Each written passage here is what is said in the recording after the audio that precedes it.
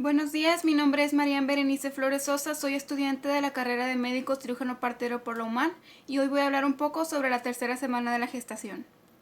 Durante la tercera semana de gestación ocurre un proceso llamado la gastrulación, mediante el cual se van a originar las tres capas germinales embrionarias, que son el endodermo, el ectodermo y el mesodermo. Este proceso inicia mediante la formación de la línea primitiva, la cual no se define bien hasta el día 15 o 16 y se aprecia como un surco estrecho con abultamientos laterales. El nódulo primitivo es el extremo cefálico de esta línea y rodea a la fosa primitiva. Cuando las células epiblásticas migran hasta aquí, adquieren forma de matraz y se ubican debajo del nódulo. A este proceso se le llama invaginación.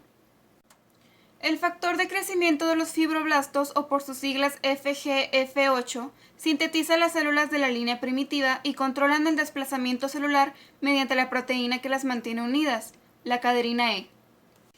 Pasado el proceso de invaginación, algunas células se posicionan en el hipoblasto, creando el endodermo. Otras células se sitúan entre el epiblasto y el recién creado endodermo, formando así el mesodermo. Las células restantes del epiblasto constituyen el ectodermo. La notocorda surge cuando las células prenotocordales que fueron invaginadas en la foseta del nódulo primitivo avanzan por la línea primitiva hacia la placa precordal.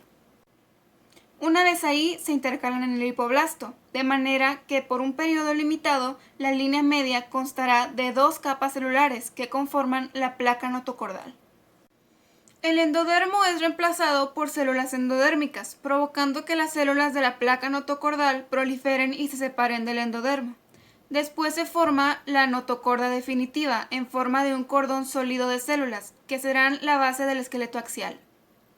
Las células notocordales y prenotocordales se extienden cranealmente hacia la placa precordal y caudalmente hacia la fosa primitiva.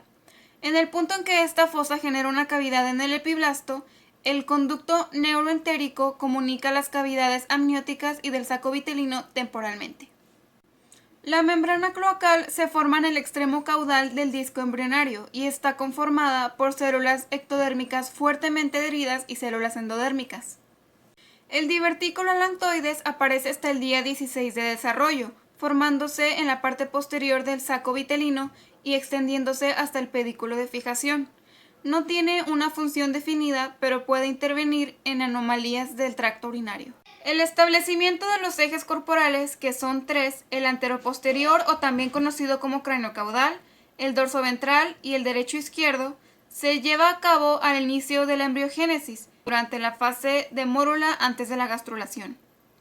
El eje anteroposterior está determinado en la etapa de blastocisto. Las células que formarán el endodermo visceral anterior o EVA migran hacia la futura región craneal en la capa endodérmica. Durante esta etapa, las células del EVA expresan genes que son esenciales para la formación del encéfalo. Son los factores de transmisión OTX2, LIM1, HESX1 y los factores secretados Cerberus y LEFT1, los cuales inhiben la acción del gen nodal. En el extremo caudal del embrión se ausentan los factores LEFT1 y Cerberus, lo que le permite al gen nodal continuar con su actividad y así formar la línea primitiva. Una vez formada la línea, el gen nodal regula otros genes que van a permitir la formación de la cabeza y de la cola.